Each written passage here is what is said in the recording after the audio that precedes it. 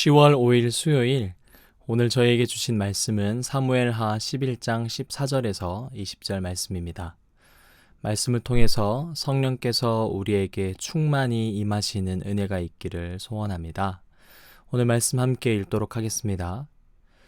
아침이 되매 다윗이 편지를 써서 우리아의 손에 들려 요압에게 보내니 그 편지에 써서 이르기를 너희가 우리아를 맹렬한 싸움에 앞세워 두고 너희는 뒤로 물러가서 그로 맞아 죽게 하라 하였더라. 요압이 그 성을 살펴 용사들이 있는 것을 아는 그곳에 우리아를 두니 그 성 사람들이 나와서 요압과 더불어 싸울 때 다윗의 부하 중 몇 사람이 엎드러지고 햇사람 우리아도 죽으니라.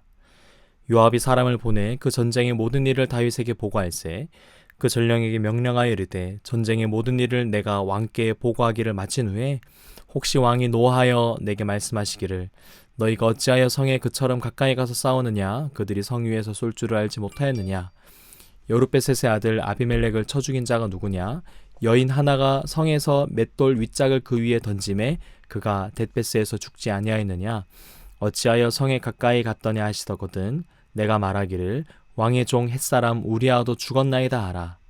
전령이 가서 다윗에게 이르러 요압이 그를 보낸 모든 일을 다윗에게 아뢰어 이르되 그 사람들이 우리보다 우세하여 우리를 향하여 들러나오므로 우리가 그들을 쳐서 성문 어귀까지 미쳤더니 활 쏘는 자들이 성 위에서 왕의 부하들을 향하여 쏘매 왕의 부하 중 몇 사람이 죽고 왕의 종 햇사람 우리아도 죽었나이다 하니 다윗이 전령에게 이르되 너는 요압에게 이같이 말하기를 이 일로 걱정하지 말라.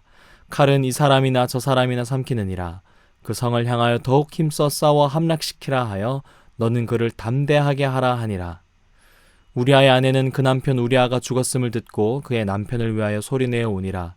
그 장례를 마침에 다윗이 사람을 보내 그를 왕국으로 데려오니 그가 그의 아내가 되어 그에게 아들을 낳으니라. 다윗이 행한 그 일이 여호와 보시기에 악하였더라. 아멘. 오늘 본문 끝내 우리아가 다윗의 술수에 의해 죽게 되었습니다.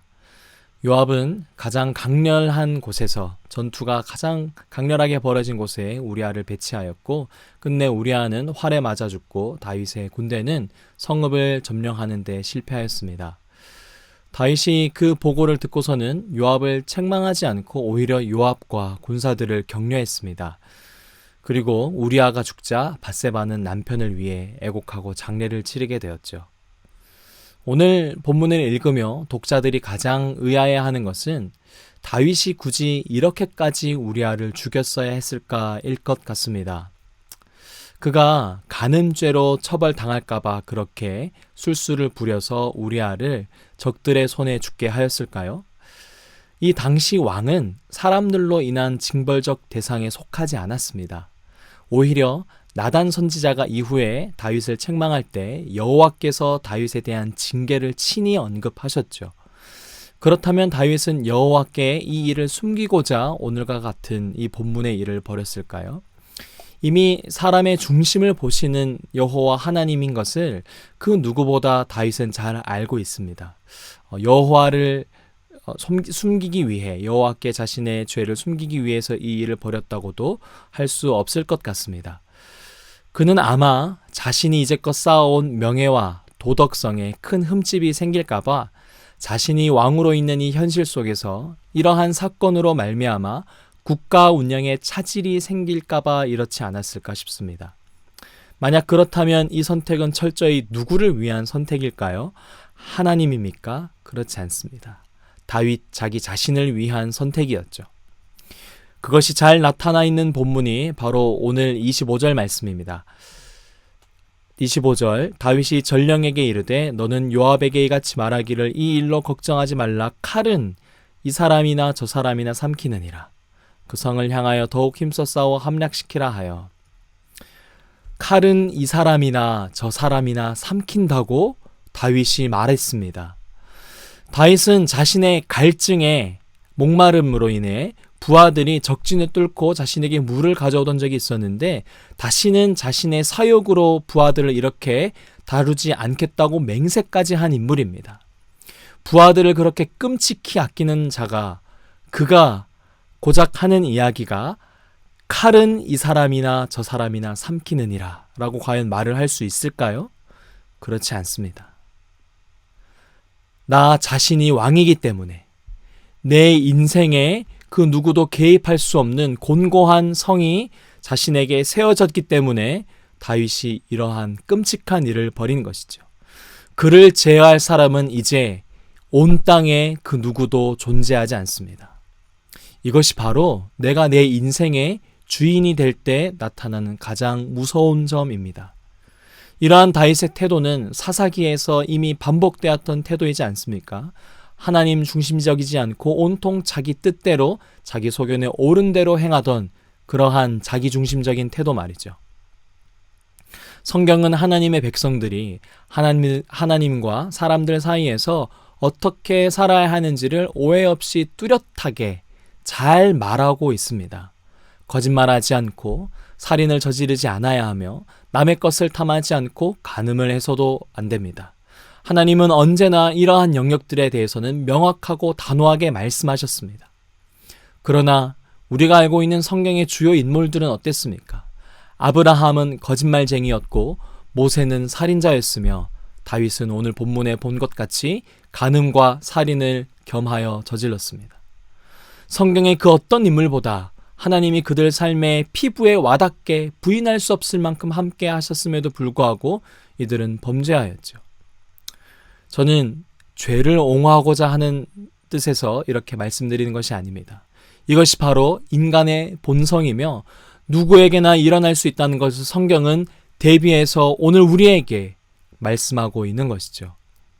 우리가 하지 말아야 할 것들에 대해서 이렇게 경고하시는 하나님은 동시에 이 모든 일들이 바로 우리 자신에게, 오늘날 나에게 일어날 수 있는 것을 말씀하고 계신 것입니다. 지금 당장 나는 아니기 때문에, 나는 평생 그러한 일을 저지르지 않았기 때문에 나는 괜찮다고 여기지 마십시오. 오늘 성령 충만하여 선 줄로 알았다가 내일 죄로 인해 넘어지는 것이 바로 우리의 인생입니다. 바울은 그래서 다음과 같이 로마서 7장에서 이렇게 고백하지 않습니까? 내 속사람으로는 하나님의 법을 즐거워하되 내 지체 속에서 한 다른 법이 내 마음의 법과 싸워 내 지체 속에 있는 죄의 법으로 나를 사로잡는 것을 보는도다. 오라 나는 곤고한 사람이로다. 이 사망의 몸에서 누가 나를 건져내랴. 오늘 다윗이 범한 죄를 보며 우리가 직시해야 하는 것은 내 속에 두 가지 마음이 있다는 것입니다. 내가 성령으로 충만하지 않으면 죄의 법이 나를 사로잡는 것은 한순간이죠. 바울은 그래서 유일한 해결책이 있다고 다음과 같이 이야기합니다. 로마서 8장 10절 저와 함께 읽도록 하겠습니다.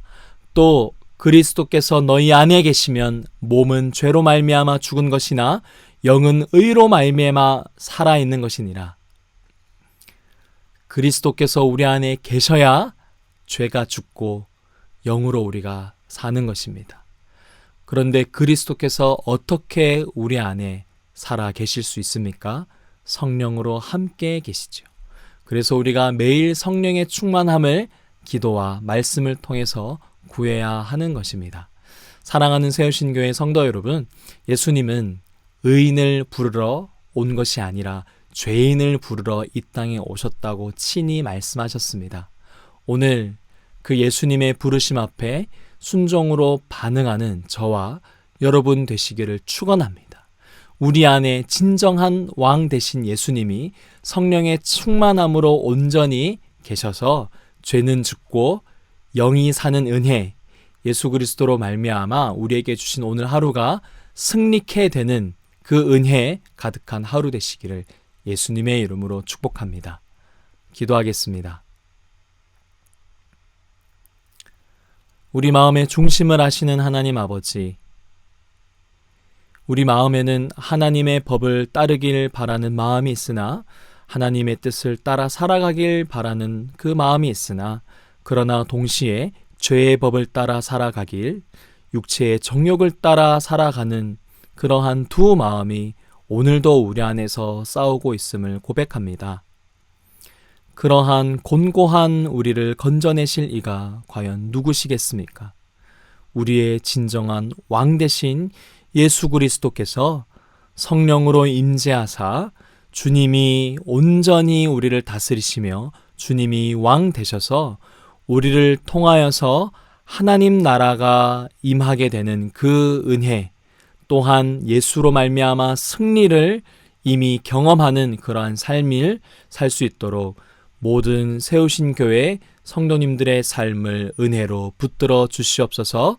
그렇게 행하실 주님께 감사드리며 예수님의 이름으로 기도드립니다. 아멘.